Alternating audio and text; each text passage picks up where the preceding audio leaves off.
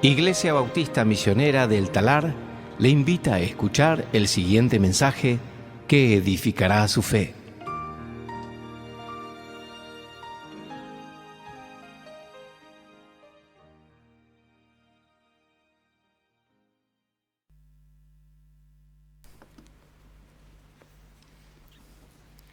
Bien, vamos a tomar nuestras Biblias, abrir a Hechos 17.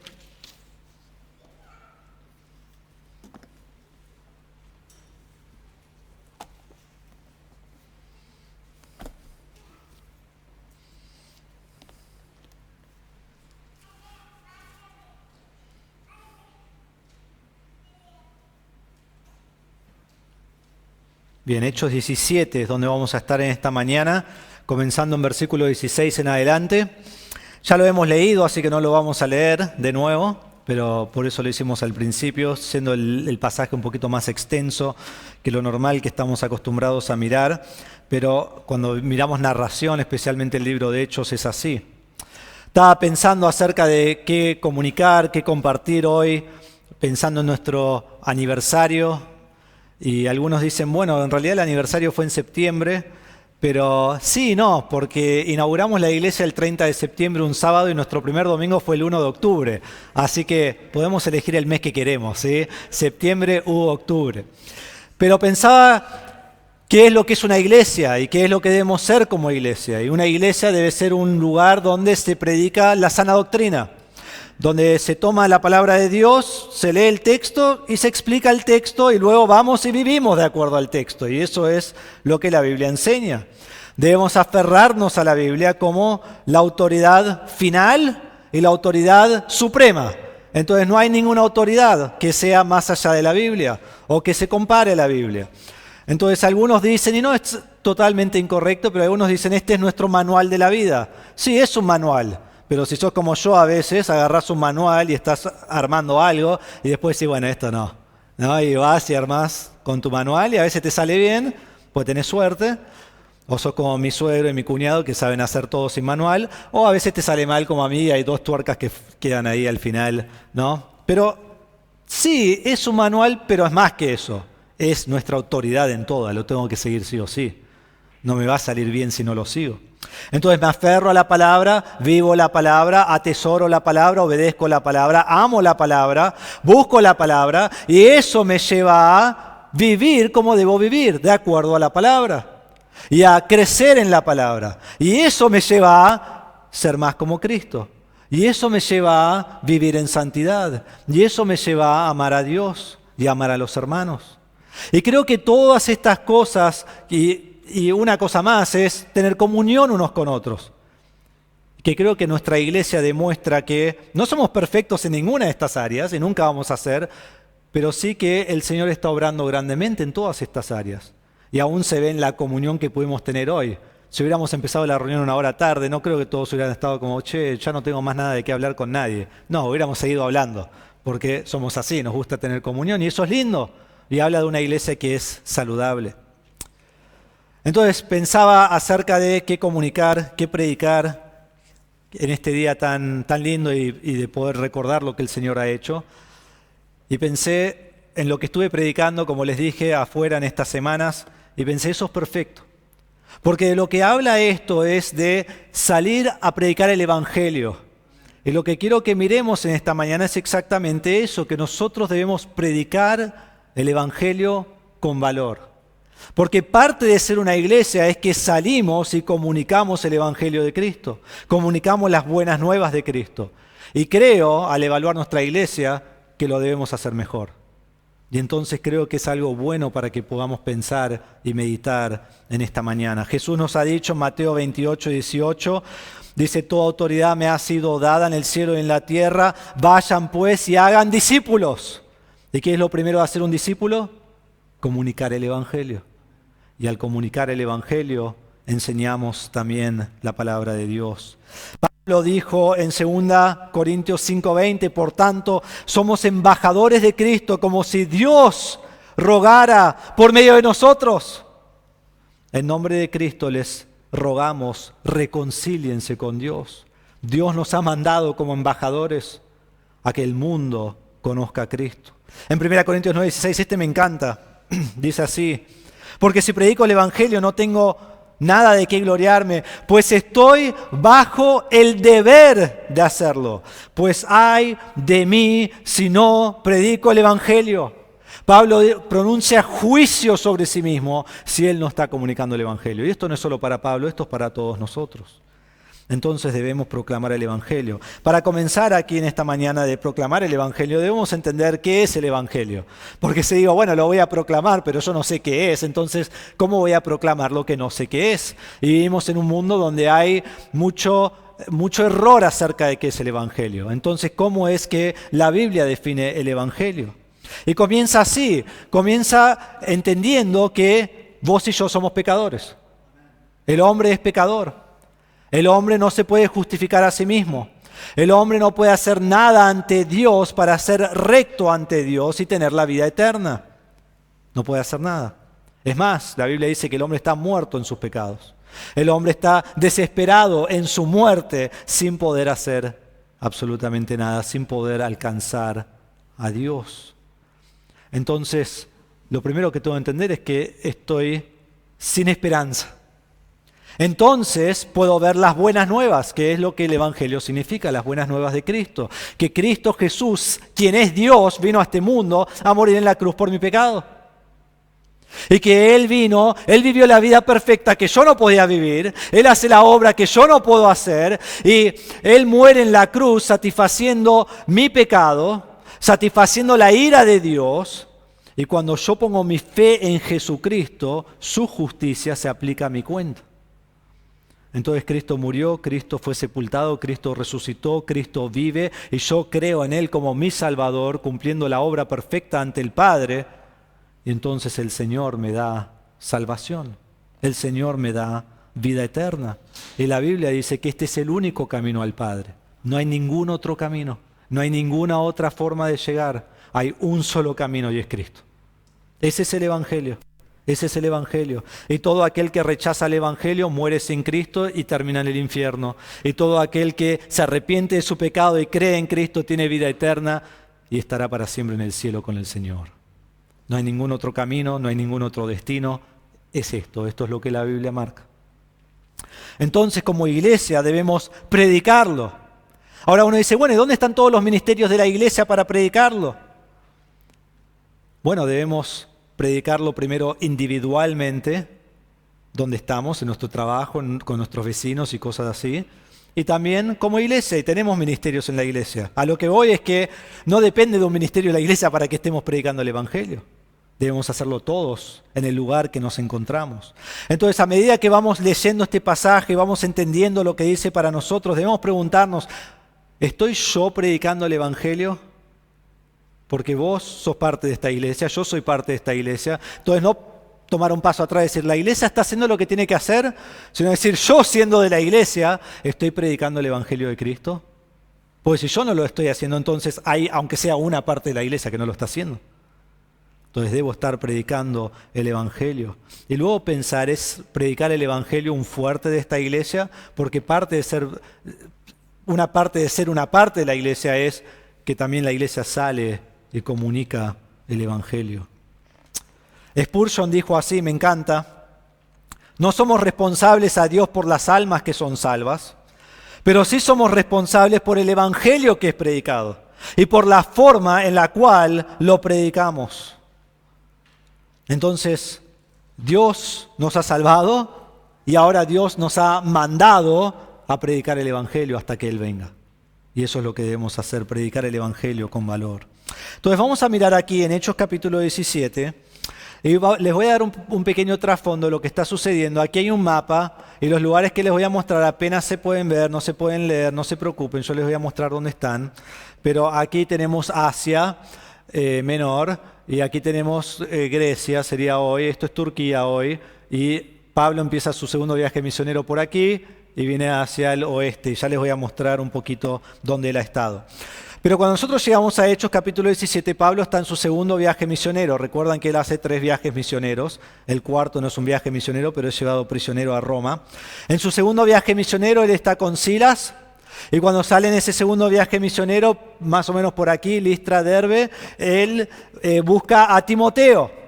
Y también está aquí Lucas, que es el autor del libro. Entonces el equipo es Pablo, Silas, Timoteo y Lucas. ¿Sí? Ese es el equipo de este viaje misionero, el segundo viaje misionero.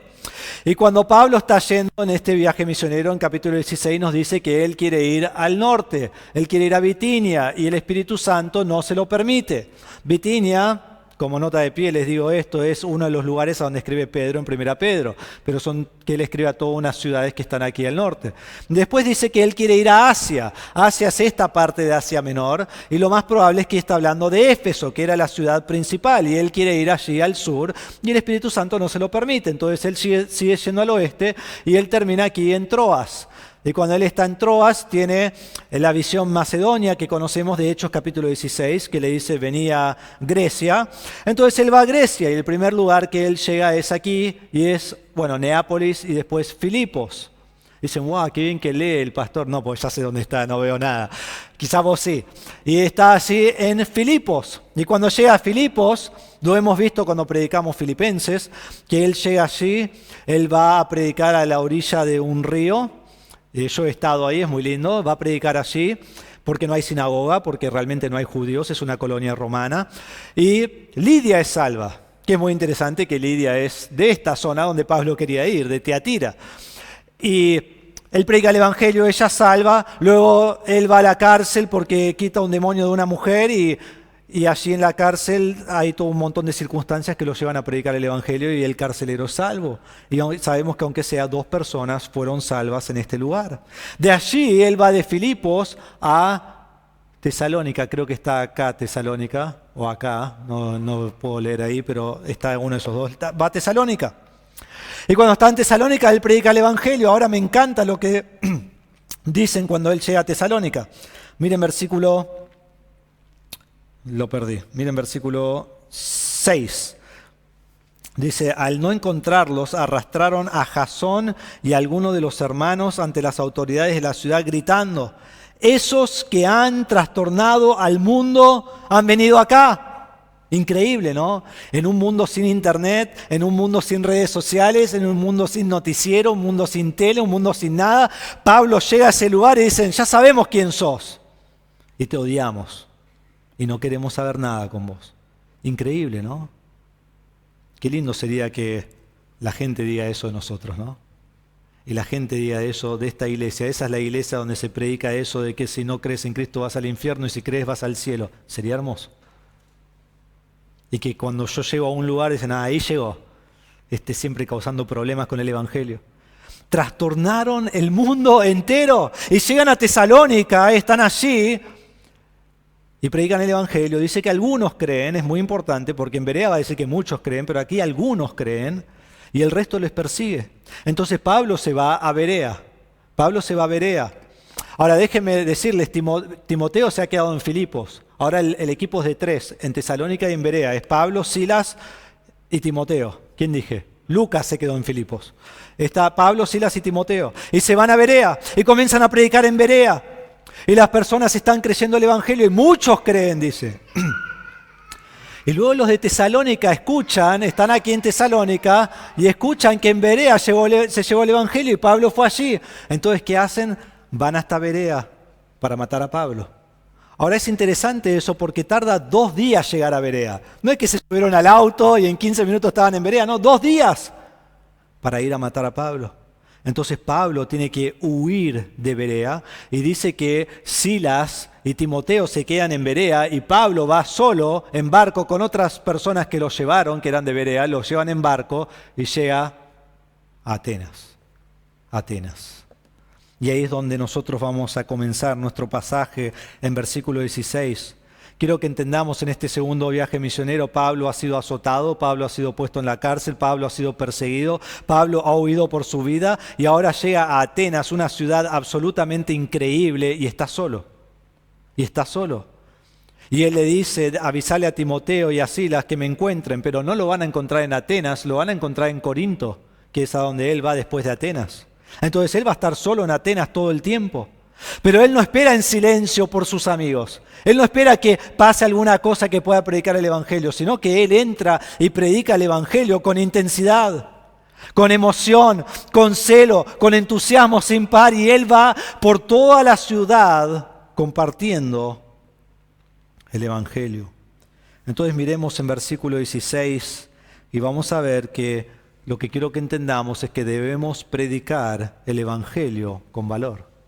Debemos predicar el Evangelio con valor. Y lo primero que vemos es el fervor de Pablo, su fervor. Versículo 16, mientras Pablo los esperaba, esto es a Timoteo y Silas, en Atenas, su espíritu se enardecía dentro de él al contemplar la ciudad llena de ídolos.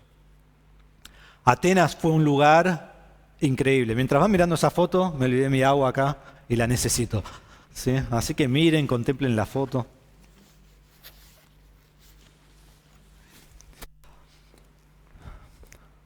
Esta es la foto que saqué cuando fui. No, esto lo saqué de internet. Y lo pueden sacar también ustedes. Y después seguro les voy a mandar un video, lo iba a pasar hoy, pero era muy largo, entonces después los paso y lo pueden ver. Es algo 3D que hicieron de Atenas, está muy bueno. Pero aquí está la ciudad. En el V siglo antes de Cristo, o sea, 5 siglos antes de que Pablo llegue aquí, Atenas fue la ciudad más increíble del mundo. No había ciudad que iguale a Atenas en ese tiempo y han habido muy pocas ciudades que igualen a Atenas en cualquier momento. Pero cuando Pablo llega en el primer siglo después de Cristo, su era de oro ya había pasado. Su momento grande y el mejor momento que tuvo ya había pasado, estaba declinando y la ciudad estaba viviendo de su reputación. Atenas fue conocido por su arte, por su literatura, por su oratoria y algo que quizás saben bien, por su filosofía. Filósofos que estudiamos hasta el día de hoy en cualquier clase. Tenían filósofos como Sócrates, decís, ese lo conozco, sé algo de él. Platón, Aristóteles, o sea, todos los filósofos principales que todo el mundo estudia, vinieron y estuvieron en Atenas. En su historia también tenían 2 filósofos que van a tener que ver con lo que vamos a ver hoy. Miren versículo 18, dice, también discutían con él algunos de los filósofos epicúreos y estoicos. Epicúreos fue una escuela que comenzó en el siglo IV y III por un hombre que se llamaba Epicurio. Qué interesante, ¿no? Lo nombraron después de él. Pero el otro es diferente, era de un hombre que se llamaba Zenón. Zenón, también en el IV y III siglo. Y estas son las escuelas que siguieron y que eran las escuelas fuertes de filosofía cuando Pablo llega aquí a este lugar. Entonces Pablo ha llegado después de su tiempo de gloria, después de su mejor momento. Pero la ciudad todavía es hermosa. Y todavía es el lugar filosófico del mundo. Es el centro intelectual de toda la tierra. Ahí es donde están todas las personas más inteligentes discutiendo todas las últimas cosas y novedades y creencias que pueden haber. Y Pablo estaba muy cómodo en ese lugar. Yo no hubiera estado tan cómodo, pero él estaba bastante cómodo en ese lugar.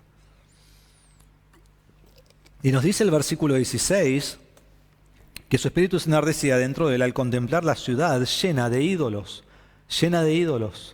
Esta es una foto, yo pude ir ahí hace unos años, esta es una foto que te muestran de cómo era la ciudad y les voy a mostrar algunas cosas importantes para que entendamos esto al estar leyendo, pero primero dice que hay ídolos. Ven que hay edificios por todos lados y en todos los edificios hay ídolos adentro, algunos hay ídolos justo afuera, estos cositos son todos ídolos que hay por todos lados, ¿sí?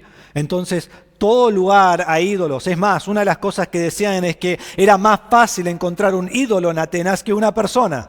Así que imagínate, ídolos por todos lados. Después quiero que entiendan rápidamente, lo vamos a ver, pero aquí está la Agorá, que es la plaza, que va a ser importante. Aquí está el Areópago y aquí está la Acrópolis. Y entonces vamos a mirar todo eso rápidamente en estos minutos. Pero lo primero que vemos es que ellos estaban dedicados a la idolatría y que habían dioses por todos lados. Este edificio de aquí todavía está, que es este, que era un templo, y cuando entrabas, obviamente esto no está, porque cuando conquistan robaban todo, pero aquí habían dioses y distintas cosas, pero así eran los edificios, y siempre había algo que estaba adentro. Entonces, versículo 16 dice que mientras Pablo los esperaba en Atenas, su espíritu, ¿qué? Se enardecía dentro de sí. Se enardecía.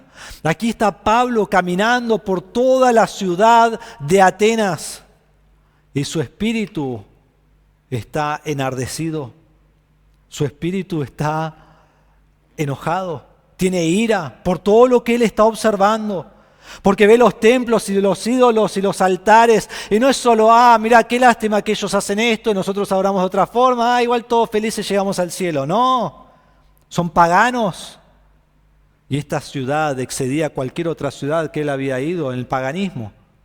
No había una ciudad así en todo el mundo antiguo al que él fue. Entonces él llega a la plaza, dice, mientras Pablo los esperaba en Atenas, su espíritu se enardecía dentro de él al contemplar la ciudad llena de ídolos, así que discutía en la sinagoga con los judíos y con los gentiles temerosos de Dios, y diariamente en la plaza con los que estuvieran presentes. Entonces aquí es donde él va a ir, que vamos a hablar, que es la Agorá, y habían otras Agorá por atrás también, pero esta es la principal de la que habla, y después aquí va a ir al Areópago, que vamos a ver en un momento. La foto que voy a sacar, que sigue, la saqué desde acá, y esto es la Agorá. Aquí se ve el Areópago, si ves hay algunas personas ahí paradas, y aquí está la Acrópolis, y eso es como se ve hoy en día. Obviamente todos los edificios grandes no están.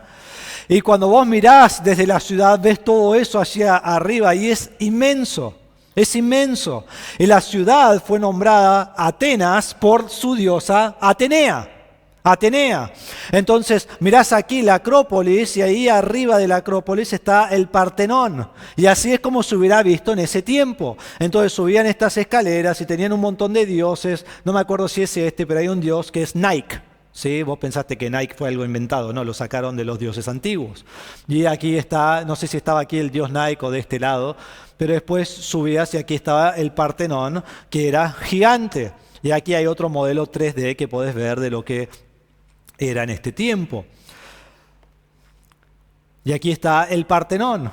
Ahora, si ves las personas, miren, es gigante, fue algo sensacional, fue algo muy grande, increíble. Y adentro del Partenón estaba la diosa Atenea. Atenea era la diosa de sabiduría y de guerra. Y es muy interesante para nuestro contexto que ella fue construida de madera recubierta con marfil y oro. Y eso va a ser increíble porque Pablo le va a meter el dedo en la llaga y va a hablar de que Dios no es un Dios hecho por manos y con oro.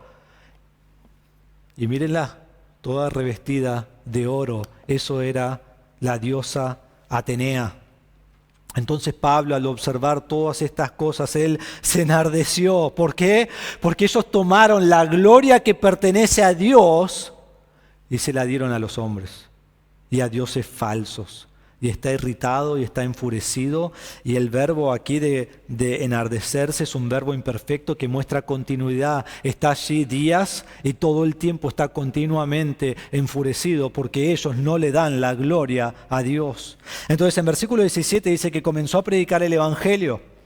Y dice que va primero a la sinagoga, porque eso es lo que Pablo siempre hace. Él siempre va a la sinagoga primero y predica a los judíos. Ahora es muy interesante que no nos dice absolutamente nada de lo que pasó allí. No nos dice si creyeron judíos, no nos dice si lo persiguieron judíos, solo dice que fue allí, bien, fue ahí, y después comenzó a predicar a los gentiles. ¿Y a dónde fue?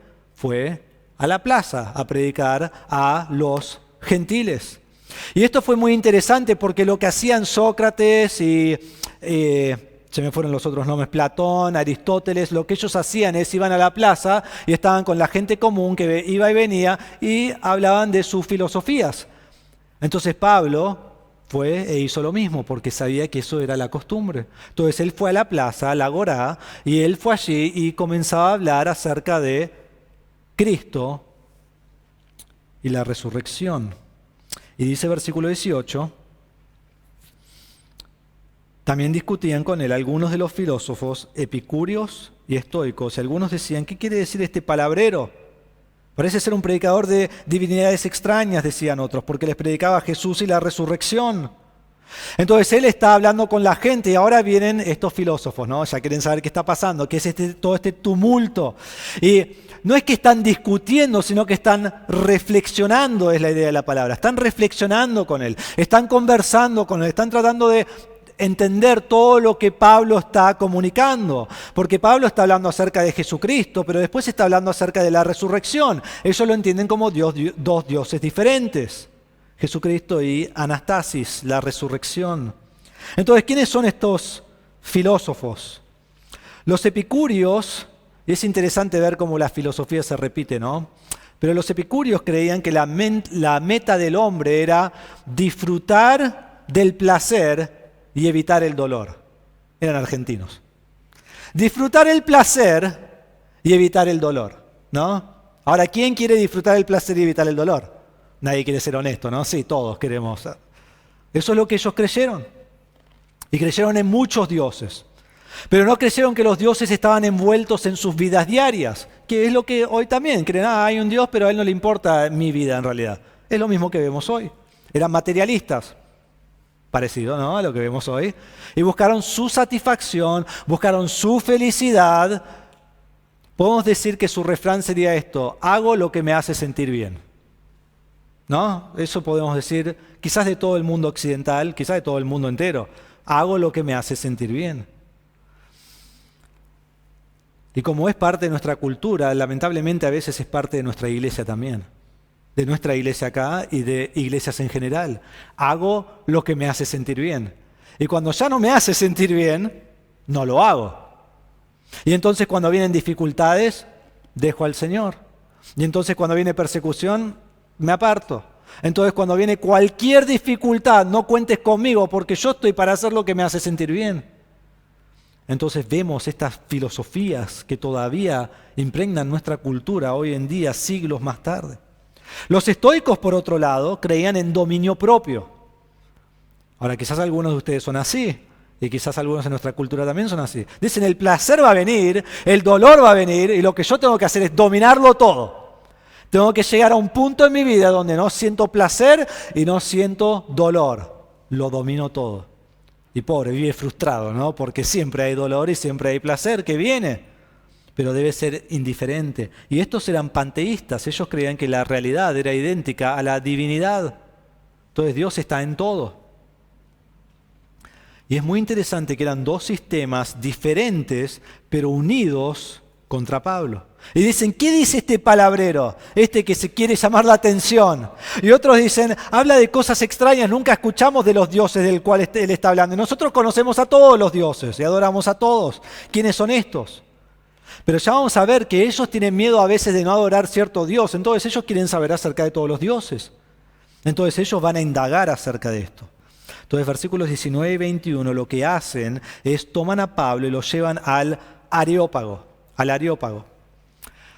Aquí tenemos lo que era el Areópago. Ahora vuelvo un momento. El Areópago es aquí, este número 2. Ese es el Areópago. Y esta era la escalera de ese tiempo del Areópago, que ahora está cerrada, no te dejan subir por ahí. Y esto es lo que hubiera sido. Ahora, no estoy seguro si eso es lo que hubiera sido en el tiempo de Pablo o cuando se hizo este dibujo en el 1600 no sé cuánto, lo inventaron así. Así que no estoy seguro. Ni ellos saben si están seguros. Lo que estamos seguros es que es en ese lugar, ¿sí?, que fue el Areópago. Y es una roca gigante que se ve, esto se ve desde la Acrópolis, pero si estás en la roca y mirás hacia abajo, todo esto, ahí se ve ese edificio que todavía está, lo reedificaron para que parezca como era antes, y todo esto hubiera sido toda la ciudad de Atenas. Y todo lo que ves aquí es la ciudad de Atenas hoy, ¿sí?, que es la ciudad moderna, que hace que esto parezca chiquito, pero esto era algo increíble para su tiempo. Entonces, cuando vos mirás del Areópago para abajo, esto es lo que ves. Y cuando mirás del Areópago para arriba, esto es lo que ves, la Acrópolis, ¿sí? Y ahí se ve, el Partenón estaba atrás de esto. Entonces, es un lugar intermedio, digamos, pero increíble. Y allí llevan a Pablo. Ahora, no llevan a Pablo allí para juzgarlo y quizás llevarlo a la muerte, sino que allí es donde iban y discutían los más inteligentes, los filósofos, y discutían todas sus ideas y tenían interés el uno del otro, de lo que estaban hablando. Entonces allí va Pablo y allí comienzan ellos a discutir sus ideas. Y entonces Pablo va entre las personas más brillantes, más capaces, más inteligentes de su tiempo y comienza a predicar el Evangelio. Una tarea que no sería fácil, una tarea que no sabes lo que te van a preguntar. Estás entre la gente más inteligente del mundo entero. Y es más, Lucas va a decir en versículo 21, pues todos los atenienses y los extranjeros de visita allí no pasaban el tiempo en otra cosa, sino en decir o en oír algo nuevo. O sea, Atenas era para ir y discutir filosofía. Entonces, eso es todo lo que hacían. Y acá en el Areópago venía la gente más brillante de todas y discutían sus ideas. Y allí es donde llevan a Pablo. Y allí es, vamos a ver en versículo 22 en adelante, en un momento, que Pablo comienza a predicarles el Evangelio de una manera increíble. Pero cuando miramos versículos 16 al 21, vemos que el espíritu de Pablo está enardecido y vemos que esto le termina llevando la oportunidad de predicar el Evangelio en el Areópago. ¿Pero por qué? Porque Pablo fue por toda la ciudad compartiendo el Evangelio. Porque Pablo fue a la plaza y se quedaba ahí esperando a la gente que pase y le predicaba el Evangelio. Entonces la pregunta primera para nosotros es, ¿mi corazón está enardecido por los incrédulos? ¿Está enardecido por los incrédulos? ¿Saben lo que pasa a veces? No sé si te ha pasado, pero si has visitado distintos lugares. Llegas a un lugar y estás en un micro y vas andando en el micro a donde te vayas a quedar y ves los barrios y ves los lugares y pensás, tanta gente sin Cristo y te pones mal, ¿no? Y decís, ojalá conocieran al Señor. Pero la realidad es que alrededor tuyo es exactamente igual. ¿Pero qué pasa? Estoy acostumbrado. Ya estoy acostumbrado y ya sé que Juancito no va a creer y Pablito tampoco va a creer y nadie va a creer. Pero mi corazón es como que ya no siente nada. Debo estar enardecido por aquellos que están perdidos, por aquellos que se están yendo al infierno, por aquellos que rechazan el Evangelio. Entonces, eso es lo primero que debe producir en mí. Estoy enardecido por aquellos que no conocen a Cristo, por mis familiares, por mis amigos, por mis compañeros de trabajo, por el que sea. Pero segundo, no debe terminar ahí. Quizás decir, sí, estoy enardecido. Y bueno, ahora voy a hacer otra cosa. No, me lleva a predicar el Evangelio. Miren Pablo las oportunidades que toma. Él está solo en Atenas, un lugar donde adoran ídolos falsos. Y comienza a predicar el Evangelio. Y a decir, no, Jesús es el único al que debes creer. Imagínate. Increíble. Y con fervor predica a todos en Atenas. Y hermanos, cuando pensamos en estas filosofías también, nosotros vivimos en un mundo muy similar. Y un mundo que nos ataca a nosotros con estas filosofías todo el tiempo. Debo amarme a mí mismo, debo hacer lo que me hace sentir bien a mí, no debo sufrir nunca. Y hermanos, debemos batallar con eso. Y debemos decir, no, yo vivo para el Señor. Y si eso causa que yo tengo que sufrir, voy a sufrir. No busco sufrir, pero si viene, lo voy a hacer por el Señor. Y si hago algo que quizás es un poco incómodo, lo hago porque amo al Señor. Pero no debo dejar que todas las filosofías de alrededor hagan que yo no sirva al Señor como debo. Entonces vemos aquí un lugar lleno de ídolos, un lugar que no ama a Dios, un lugar como hoy. Nosotros tenemos ídolos por todos lados. Yo vengo de mi casa y paso por abajo de un puentecito y cuando subo hay una estatua ahí, hay un ídolo. Y la gente viene y le ora, igual que hace 2000 años atrás. Y después muere alguien como Diego Maradona y estamos todos en una cuarentena y nadie puede estar junto el uno del otro, pero no, tenemos un velorio y van 1 millón de personas, todos apretados. ¿Por qué? Porque es un ídolo. Es un ídolo. Y todo a nuestro alrededor tenemos ídolos, por todos lados. Igual que en Atenas. Y podríamos decir con eso, ¿no? Más difícil encontrar un hombre que un ídolo, porque hay ídolos por todos lados, estatuas o personas. Las personas las cuales están idolatrando. Entonces, cuando pensamos en esto, ¿qué es lo que Dios quiere de nosotros? Que prediquemos el Evangelio. ¿Y cómo va a escuchar el Talar y Pacheco y los Troncos y toda esta zona de aquí? La Paloma, Las Tunas, no sé qué otro barrio hay por acá. ¿Cómo escucha el Evangelio? Tiene que escuchar de nosotros, de cada uno de nosotros. Tenemos que salir y predicar el Evangelio. Por eso el Señor nos puso acá. Para que este barrio escuche el Evangelio y conozca a Cristo. Entonces debemos predicar el Evangelio con valor. En primer lugar vemos el fervor de Pablo. En segundo lugar vemos la proclamación. Vemos la proclamación en versículos 22 al 31 y es algo absolutamente increíble lo que Pablo hace y debemos aprender de él, porque si yo no sé predicar el Evangelio, bueno, aprende de Pablo, es el maestro. Versículos 22 y 23 dice: entonces Pablo, poniéndose en pie en medio del Areópago, dijo: varones atenienses, percibo que ustedes son muy religiosos en todo sentido. Porque mientras pasaba y observaba los objetos de su adoración, hallé también un altar con esta inscripción: al Dios desconocido. Pues lo que ustedes adoran sin conocer, eso les anuncio yo. Aquí vemos la introducción de Pablo. Si vos seguís lo que Pablo hace, cada lugar que va en el libro de Hechos, él comienza con Abraham, Isaac, Jacob, Moisés, David, pero aquí no. Porque a ellos, ¿qué les interesa a esas personas? Estos no son judíos, estos son gentiles. Entonces él comienza con su religión pagana. Y él va a comenzar con algo que él ve allí en la ciudad. Así es donde comienza. Y hermanos, esta debe ser la forma en que proclamamos el Evangelio. Comienzo donde la persona está.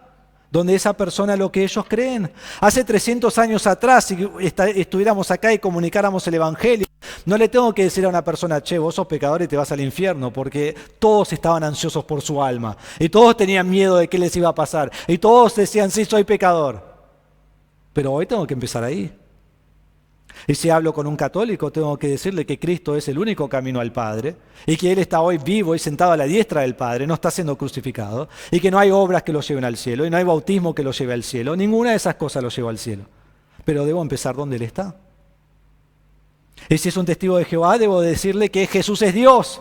Así es donde deben empezar. Porque van a decir: sí, creemos lo mismo. No, no creemos lo mismo. Si Jesús no es Dios, no hay salvación. Así es donde debo empezar. Al mormón también. Obras no son necesarias para ser salvo. Entonces, depende de dónde vivo y alrededor de qué gente estoy, debo conocer lo que ellos creen. Hay lugares que debo saber Islam. Acá no es muy probable que conozcas a alguien así. O el hinduismo, o, como dije, el catolicismo. O vas como a Grecia y tenés la iglesia ortodoxa griega.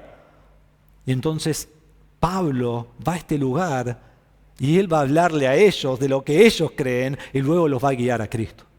De una manera maestrosa, iba a decir, pero no sé si eso es una palabra.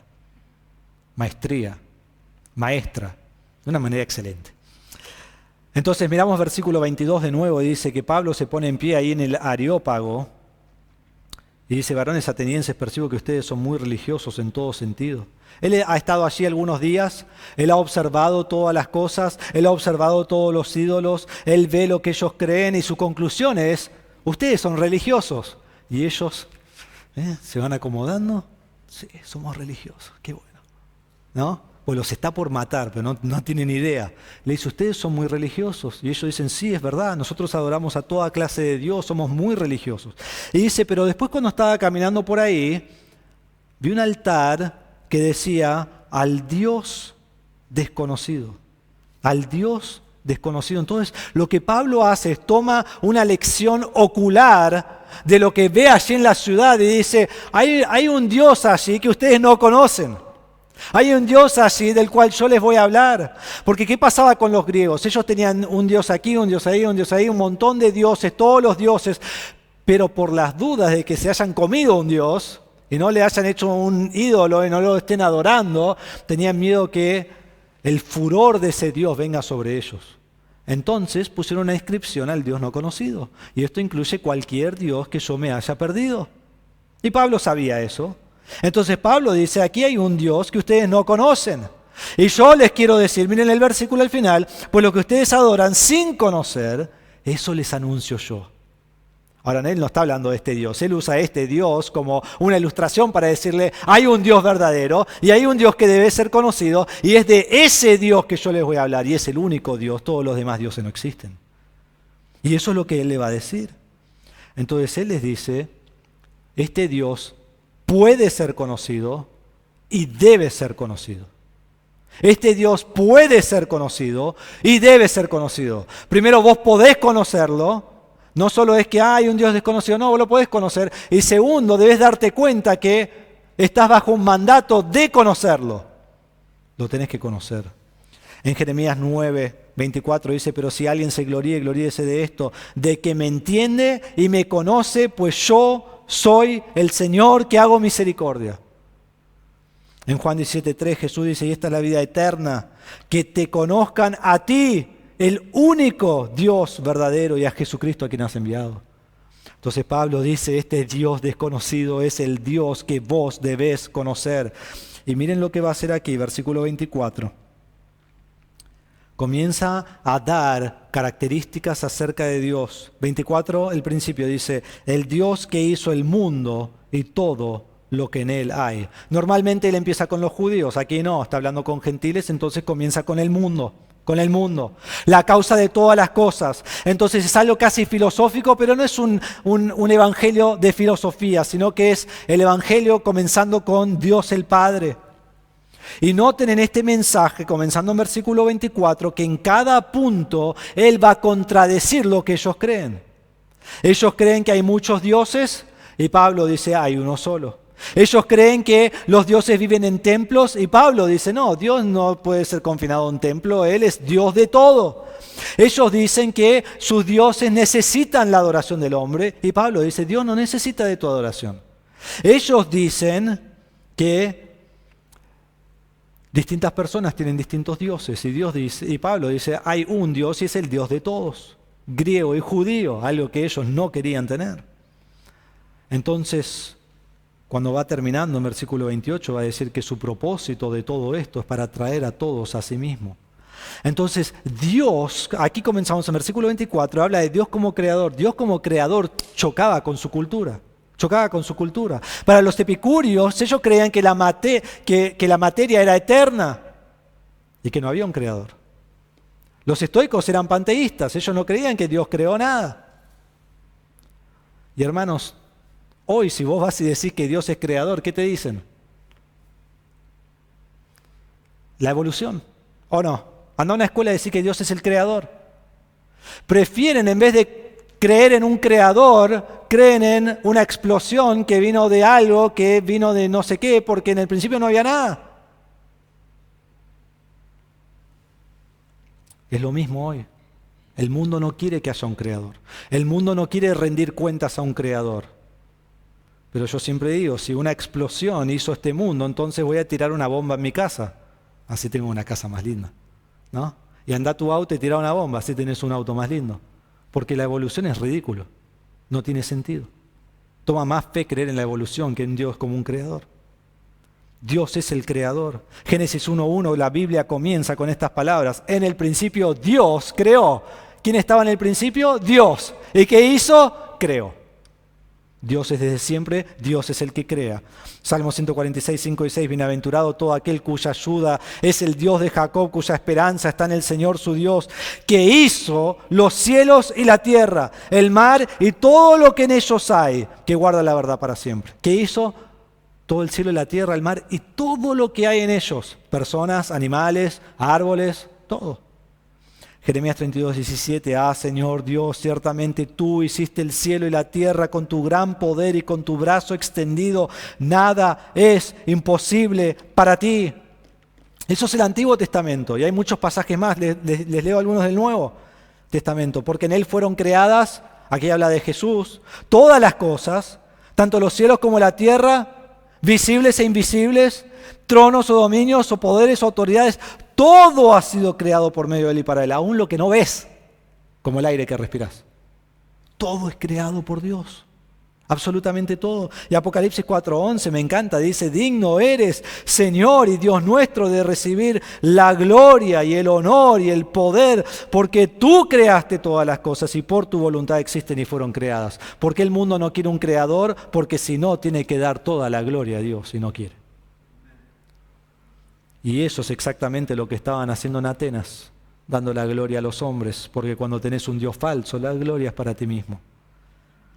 Pero dice aquí que Dios no es solo creador, sino que Pablo va a mostrar que Dios es Señor. Dice, puesto que es Señor del cielo y la tierra, no mora en los templos hechos por manos de hombres. Dios es Señor. Dios no solo crea el mundo, pero Dios domina sobre el mundo. Dios se enseñorea del mundo. Dios reina sobre el mundo. En Salmo 103, 19 dice, el Señor ha establecido su trono en los cielos y su reino domina sobre todo. Él no vive en templos. Este no es nuestro Dios. Él no es confinado a un templo. Él no está ahí metido y que nadie lo puede sacar y que tenés que ir solo ahí para poder adorarlo. Él no está solo en el templo. Él reina sobre todo el universo. Mostrame ahí donde está la tierra. Ni se ve el puntito donde estamos nosotros. Y Dios está sobre todo el universo y más allá del universo, sentado en su trono, y Él está reinando en majestad sobre todas las cosas y nadie puede hacer nada que esté fuera de su control. En el Salmo 93 dice, el Señor reina. Vestido está de majestad, el Señor se ha vestido y ceñido de poder. Ciertamente el mundo está bien afirmado y será inconmovible. Desde la antigüedad está establecido tu trono. Tú eres desde la eternidad. Dios es desde siempre y Dios está en su trono y Él está en control de todas las cosas. Hermanos, nuestro Dios reina.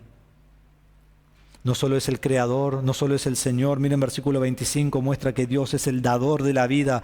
Dice, ni es servido por manos humanas, como si necesitara de algo, puesto que Él da a todos vida y aliento y todas las cosas. Dios no necesita de nada. Dios no necesita tu adoración. Te llama a adorarlo, pero Él no necesita tu adoración. Dios no necesita tu amor. Dios no necesita de vos. Dios es autosuficiente. Él no necesita de nadie. Los dioses de Atenas necesitaban que le adoren. Necesitaban que le traigan ofrendas para que no les haga mal, para que su furor no venga sobre ellos. Pero Dios no necesita de nada. Es más, es completamente al revés. Yo necesito de Él. Dice aquí al final del versículo, ¿lo vieron? Él da a todos. ¿A quién? A todos. ¿Qué? Vida. Mi corazón late porque Dios la hace latir. Él da a todos vida y aliento. Vos vas a seguir respirando porque Dios te va a dejar seguir respirando. Si no, no vas a respirar más.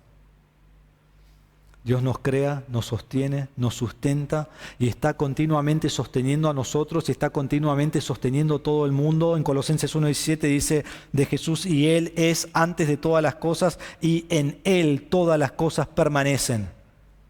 Todo este universo está perfectamente en el lugar que tiene que estar en todo momento porque Jesucristo lo está sosteniendo. Dios es el creador, Dios es el Señor, Dios es el dador de todas las cosas. Versículo 26. Dios controla el universo. Dice, de uno solo Dios hizo todas las naciones del mundo para que habitaran sobre toda la superficie de la tierra, habiendo determinado sus tiempos y las fronteras de los lugares donde viven. Dios es soberano sobre todo. Dios controla todo. Dios creó las naciones. Esto fue difícil para los griegos aceptar. Ellos creyeron que eran el premio de todos y dicen, ¿por qué va a crear a otros que son así, que no son tan buenos como nosotros? Pero Dios creó a todos. ¿Y qué lo hizo? De un solo hombre. Él crea a Adán, Él crea a Eva y después hace que ellos se multipliquen. Y miren lo que dice el versículo, dice, hizo todas las naciones del mundo para que habitaran sobre toda la superficie de la tierra. ¿Se acuerdan? En Génesis Dios dice, ¿cuál es el mandato que les da? Fructifíquense y multiplíquense. ¿Sí? Expándanse por toda la tierra. Y luego tiene que destruir a todos en el mundo y después comienza Noé de nuevo. Y en Génesis 11, ¿qué hacen? Se juntan todos y dicen, hagamos una nación para nosotros. Y Dios dice, no. Espárzanse sobre la tierra. Y les cambia los idiomas. Y Dios dice aquí que Él determina los tiempos y las fronteras, y Él determina las naciones, y Él determina absolutamente todo. Él crea a Adán y Eva, Él crea las naciones, Él levanta imperios y hace caer imperios. Él te trae a ti a este mundo, Él te pone en la familia que ha determinado, Él te pone en la nación que ha determinado, Él te pone en el trabajo que ha determinado. Dios ha determinado todo en tu vida antes de que vos nazcas, antes que el mundo sea. Dios ya lo había determinado. Y si Dios está en control de todo, y Dios es el que determina todo, ¿vos podés confiar de que Dios está en control de cada aspecto de tu vida? Si Dios está sosteniendo esto, y ni siquiera le cuesta, ¿vos pensás que Dios no te está sosteniendo a vos? Y decís, no, pero los problemas que yo tengo, las pruebas que yo tengo, lo que yo estoy luchando, lo que yo estoy lidiando, no, a Dios no le importa, no, Dios no. Sí, Dios está en control de toda tu vida y quiere que vos confíes en Él, en medio de todas tus circunstancias. Y yo pienso, si Él levantó e hizo caer a Egipto, y Babilonia, y Persia, y Grecia, y Roma, Constantinopla, y tantos lugares, Dios no está en control de tu vida. Y pienso, al pensar en naciones, Dios no está en control de nuestra nación. Y pensamos en todas las cosas que ocurren en nuestra nación. Hoy hablaba con un hermano de las injusticias que nos ocurren. Y es tan difícil eso y debemos recordar siempre, Dios está en control de eso. Está en control de todo. Entonces, lo que hace Pablo es que comienza a marcar un montón de características acerca de Dios y después va haciendo como una transición para llegar a su conclusión. Y dice en versículo 27 al 19 que Dios debe ser buscado. Este es Dios. Y ahora versículo 27 dice, para que buscaran a Dios. Él levantó todas las naciones y Él hizo que se esparzan por todo el mundo. Y Él dice aquí, para que buscaran a Dios y de alguna manera, palpando, lo hallen, aunque Él no está lejos de ninguno de nosotros. Porque en Él vivimos, nos movemos, existimos, así como algunos de los poetas de ustedes han dicho, porque también nosotros somos linaje suyo. Siendo pues linaje de Dios, no debemos pensar que la naturaleza divina sea semejante a oro, plata o piedra, esculpidos por el arte y el pensamiento humano. ¿Por qué creó Dios las naciones? ¿Por qué te creó Dios a vos? Para que lo busques. Tantos hoy dicen, ¿para qué estoy en la tierra? Para tener felicidad. No, no estás en la tierra para tener felicidad. Estás en la tierra para buscar a Dios. Estás en la tierra para adorar a Dios. Y Dios hace todas estas cosas para que lo busquemos. Entonces, el hombre tiene la revelación de Dios para buscar a Dios. ¿Y qué hace el hombre? Constriñe la verdad y no lo busca. Pero la Biblia nos dice que está sin excusa.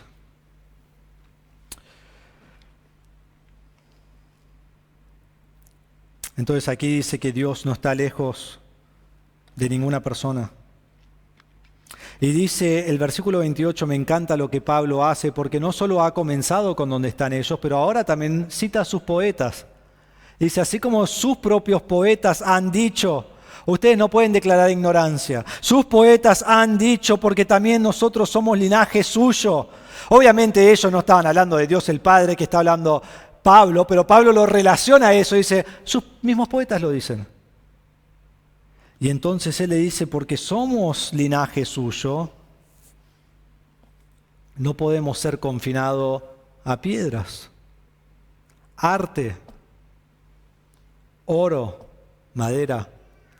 Pablo está hablando de todos sus ídolos. Imagínate, Pablo está en el centro de un lugar donde hay ídolos por todos lados y le dice, todo esto no te sirve de nada. Todo este paganismo te vas al infierno. Hay que tener valor, hay que tener coraje para estar ahí y decirle, esa diosa Atenea no sirve de nada, es falso. Y eso es exactamente lo que Pablo hace. Y después entonces Pablo ha hablado acerca de Dios y luego Pablo habla acerca de buscar a Dios y después da un llamado a la salvación. Entonces ven el progreso de lo que Pablo está haciendo al compartir el Evangelio. Comienza con Dios el Padre, va a terminar con Dios el Hijo. Y entonces lo llama a la salvación y él dice aquí en versículo 30 y 31, por tanto, porque este es Dios y porque Dios debe ser buscado, ahora te toca a vos responder. Dice, por tanto, habiendo pasado por alto los tiempos de ignorancia, Dios declara a todos los hombres en todas partes que se arrepientan. Que se arrepientan.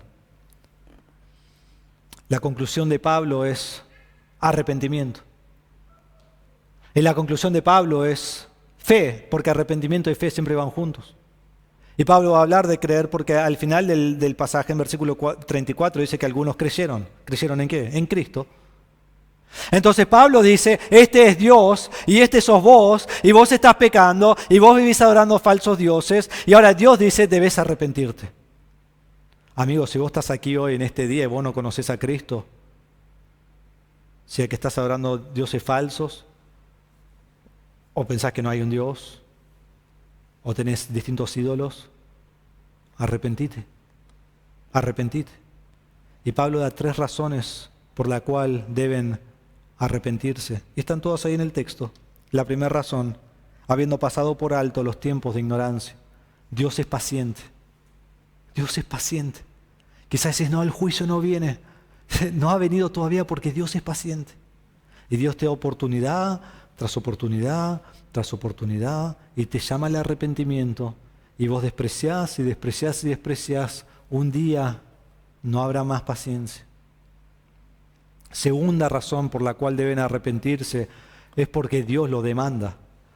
Dios dice, no dice, si querés arrepentirte, si querés creer en mí, si es algo que a vos te complace, hacelo. No, Dios dice, arrepentite. Es la demanda de Dios, es el mandato de Dios. Vos debés arrepentirte de tu pecado y aborrecer tu pecado. Y tercero, la tercera razón es porque Dios va a juzgar. Miren versículo 31. Porque Él ha establecido un día en el cual juzgará al mundo en justicia por medio de un hombre a quien Él ha designado, habiendo presentado pruebas a todos los hombres cuando lo resucitó entre los muertos. El día viene que Dios va a juzgar. Y en realidad el que juzga, nos dice la Biblia, es Jesucristo, el Hijo, quien es Dios.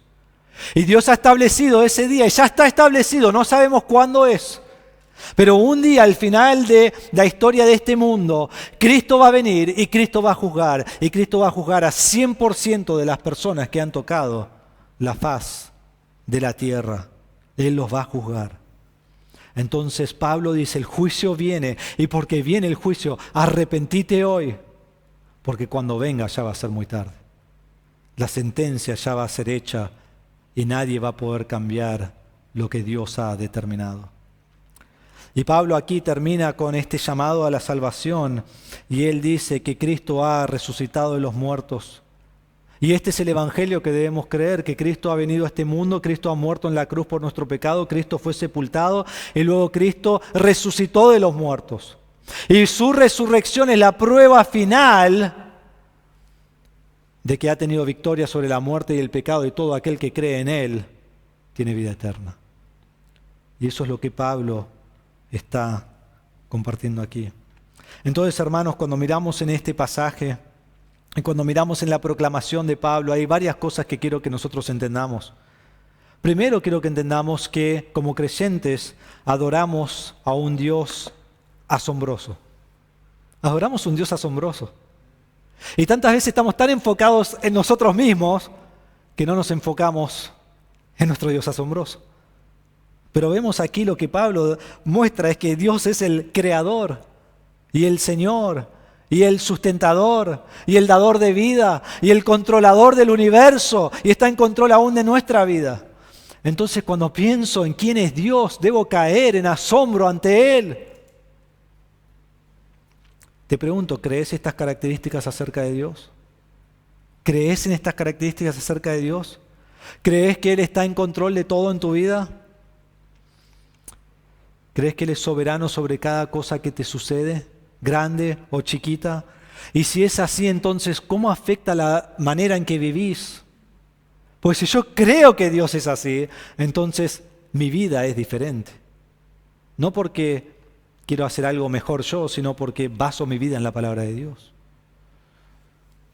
Y si estás aquí y no conoces a Cristo, ¿por qué no te arrepentís hoy y crees en Él? ¿Por qué rechazas a Cristo? ¿Por qué no crees creer en Él? ¿Te das cuenta que el juicio viene? ¿Te das cuenta que si no te arrepentís, tu eternidad es el infierno, separado de Dios, en soledad? Los atenienses no conocían a Dios, no le querían adorar. Nuestra cultura no conoce a Dios, no le quiere adorar. Pero hermanos, debemos seguir proclamando el Evangelio verdadero. Y aun si el día de mañana nos cueste la vida. En tercer y último lugar, rápidamente vemos la respuesta. Vimos el fervor de Pablo, la proclamación de Pablo. Ahora vemos la respuesta de las personas que han escuchado. Y me encantan las respuestas porque esto es exactamente nuestra cultura. Estas son las respuestas que nosotros escuchamos. Nosotros no salimos y predicamos y dicen cállate o te pego un tiro en la cabeza. La gente no hace eso en nuestra cultura. Estas son las respuestas que nosotros recibimos. Dice, cuando oyeron de la resurrección, y hay 3 respuestas. La primera es que cuando oyeron de la resurrección de los muertos, algunos se burlaron. Ellos escucharon que Dios es creador y Señor y sustentador y controla el universo y todas estas cosas, pero cuando habló de Jesucristo resucitado, se empezaron a reír. Se empezaron a reír. Se burlaban de Él. Ellos podían aceptar otro Dios que hace esto, pero un Jesús resucitado no, porque según su filosofía era imposible. No podía resucitar. Es más, un Dios no iba a morir tampoco. Y le cortan el mensaje y se burlan. Lo ridiculizaron y desestimaron su mensaje. Porque cuando uno quizás se pone nervioso, no le gusta, es como que se burla para que sea un chiste y pueda seguir con su vida. Y eso es exactamente lo que hicieron. Segunda respuesta. Algunos se burlaban, pero otros dijeron, le escucharemos otra vez acerca de esto. Pero déjame leer el próximo versículo con esto, porque es muy importante. Entonces Pablo salió de entre ellos. Y aquí Lucas no lo sabe todavía, pero Pablo nunca vuelve. En todo lo que leemos, Pablo nunca vuelve a Atenas. Nunca, es la única vez que fue a Atenas. Y ellos dijeron, te vamos a escuchar otra vez acerca de esto. ¿Sabes qué? De Pablo nunca más lo escucharon. Quizás de otros porque algunos van a creer. Pero no sabemos si algunos de estos tuvieron otra oportunidad para escuchar el Evangelio. Quizás esta fue la única oportunidad que tuvieron. La paciencia de Dios había terminado. Esta era su oportunidad y la rechazaron. Pero algunos van a decir, bueno, sí, es interesante eso. Después hablamos. Después hablamos. Y ellos nunca volvieron a escuchar de Pablo eso de nuevo. Y tercero, la tercera respuesta, pero algunos se unieron a él y creyeron, entre los cuales estaban Dionisio el Areopagita, una mujer llamada Dámaris y otros con ellos. Hermanos, algunos van a creer. Y eso es hermoso. Entonces, cuando miramos nuestra sociedad, la respuesta es la misma. Nuestra sociedad no conoce a Dios, nuestra sociedad no cree que son pecadores, no creen que van al infierno, tienen ídolos por todas partes, les predicamos y se burlan. Y se ríen. Y les parece gracioso. Y hacen chistes. Y si estás en un grupo que ya sabe que sos creyente, cuando apareces, empiezan los chistes. O los chistes sucios terminan, ¿no? Y ahí viene el pastorcito, o el quizás te dicen el bautista, o el creyente, el cristiano, lo que sea, el evangélico, y empiezan los chistes. Y se burlan.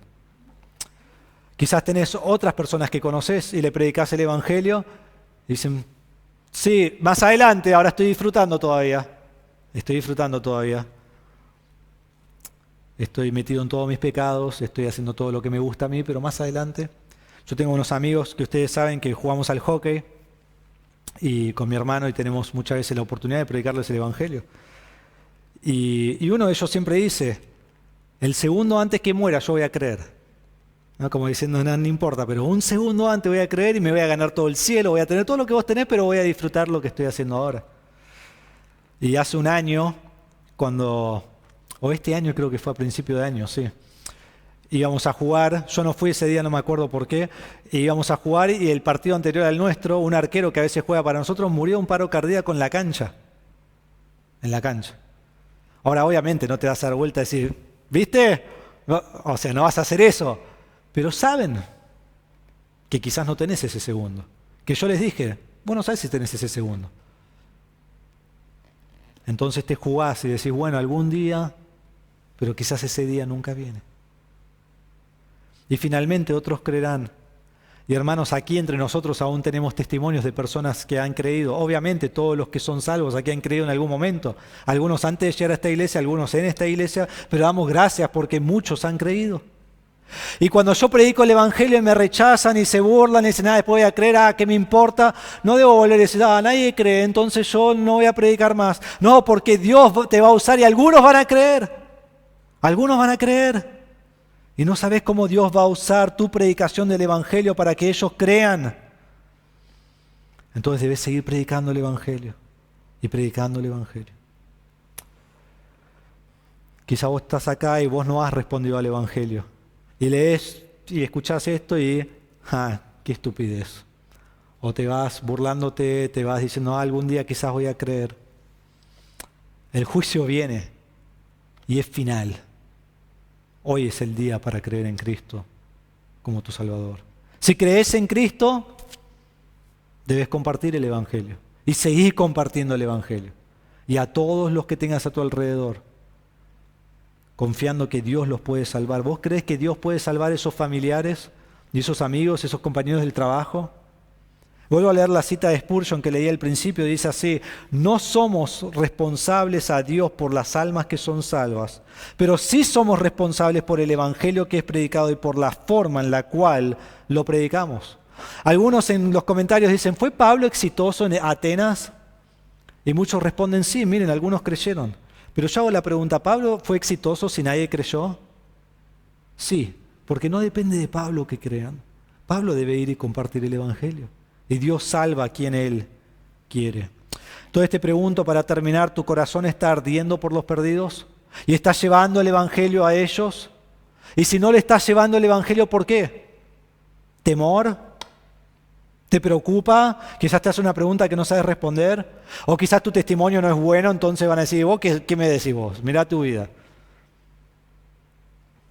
Tenemos que salir y predicar el Evangelio, debemos invocar a todos que se reconcilien con Dios, que se arrepientan de sus pecados, que crean en Cristo. Es lo más importante.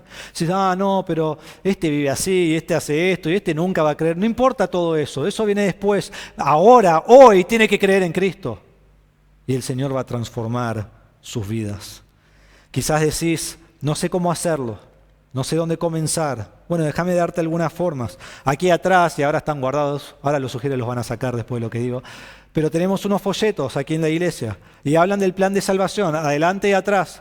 Y después atrás también hay un QR, entonces vos podés acercarte a alguien y decirle, mirá, esto habla de cómo ser un cristiano, y la parte de atrás hay información sobre la iglesia.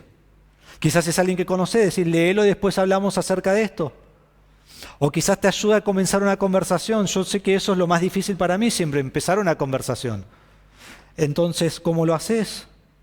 Y después, si tenés algún amigo y se interesa en algo religioso, como eran los de Atenas, bueno, escuchá este mensaje y mandale el link de la iglesia y acá lo puedes escuchar y anotá tus preguntas y después las hablamos. Y si no sabes las respuestas, bueno, después mandalo que hable conmigo. Como lo prediqué, tengo que saber la respuesta a lo que prediqué, ¿no?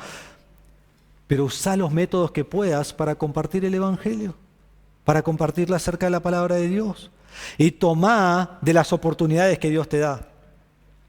Cuando nosotros estuvimos en este viaje, termino con esta historia, mi papá estaba en Estados Unidos también, y mi papá y yo casi nunca estamos allá al mismo tiempo.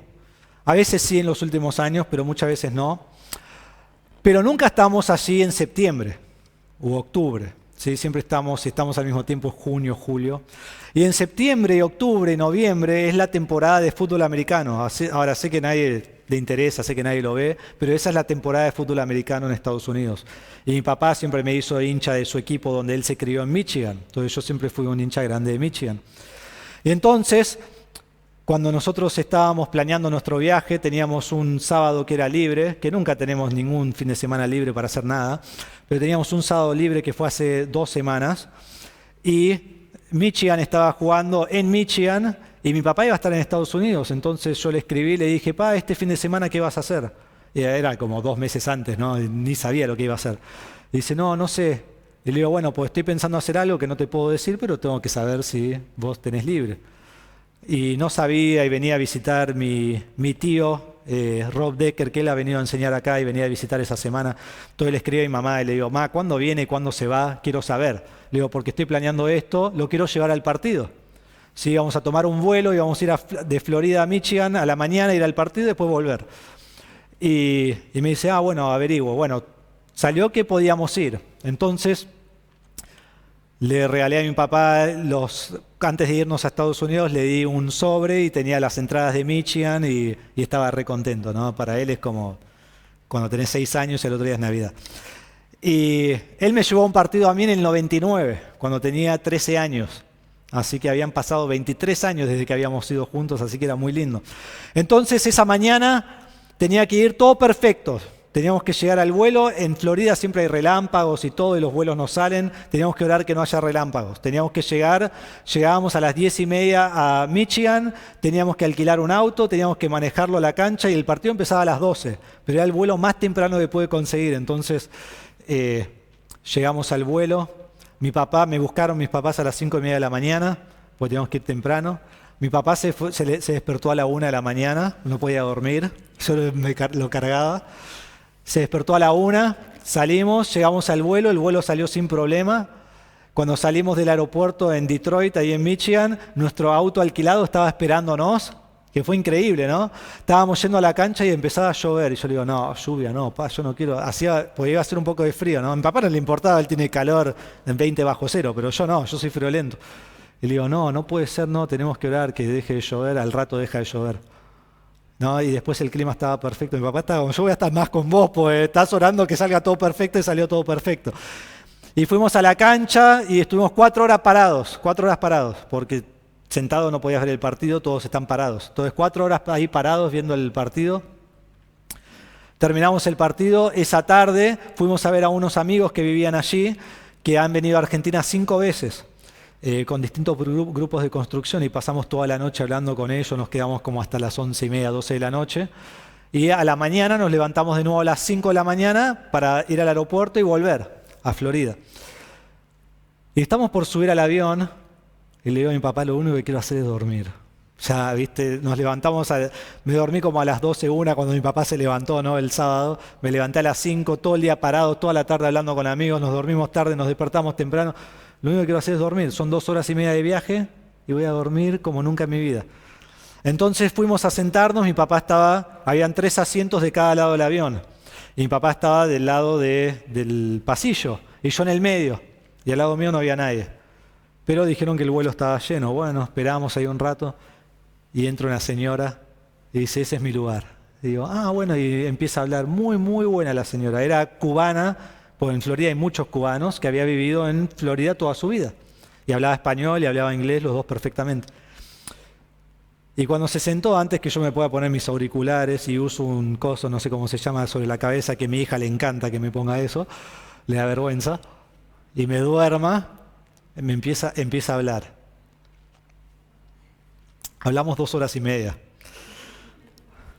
Y claro, al principio estábamos hablando los 3, pero cuando el avión arrancó, mi papá ya no escuchaba nada, porque ahí es mucho ruido y él ya no escucha nada, que es a donde voy yo también, yo no escucho bien. Y entonces él quedó afuera de la conversación y quedé yo, ¿no? Y en mi mente pensaba, lo único que quiero hacer es dormir y estoy re cansado, ¿no? Y seguimos hablando y después le hablaba de dónde éramos, qué hacíamos y que estábamos en Argentina. Y dije, bueno, aunque sea si estoy acá, bueno, le voy a hablar del Evangelio. ¿Sí? Si voy a perder 2 horas y media, vamos a hablar de esto. Y fue lindo porque le pude compartir el Evangelio y termina siendo que la señora vive a 5 minutos de la casa de mi hermana, ahí del otro lado, y hablábamos de distintas iglesias, y ella había ido a toda clase de iglesias, y le dije que visita la iglesia de mi hermana. Le di el link de nuestra iglesia, como habla español, para escuchar, así que quizás escucha este mensaje. Va a decir, pobre, lo que no le dejé dormir, va a decir. Pero fue lindo, porque pude compartir el Evangelio. Yo quería en ese momento hablarle, no. Quería aún compartir el Evangelio, realmente no. Quería dormir. Ese era mi deseo. Y Dios me puso eso en mi vida y me di cuenta que estaba equivocado. Dios me puso una persona para que yo le comparta el Evangelio. Y entonces, hermanos, tenemos que aprovechar de las oportunidades que Dios nos da, aun cuando queremos descansar y queremos hacer lo nuestro. Y después le dije a mi papá, próximo partido, en 23 años, cuando tengas 90 y pico, vos te sentás en el medio. Así que allí quedó.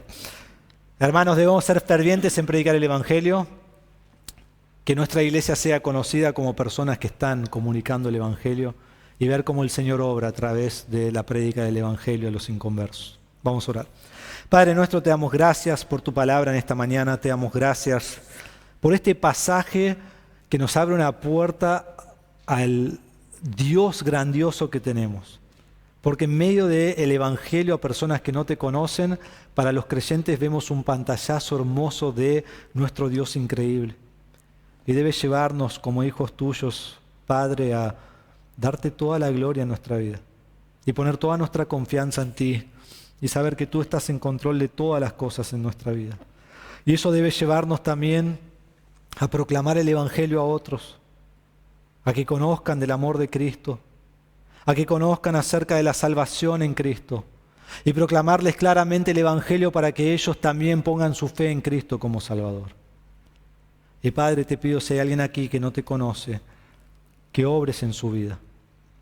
Solo te pueden hallar, solo te pueden encontrar si tú los escoges primero, si tú los llamas a ti mismo. Y te pido, Señor, que tu Espíritu Santo obre de convicción de pecado. Y así haya otros más entre nosotros que confiesen a Cristo como su Salvador. Te lo pedimos en el nombre de Jesús. Amén.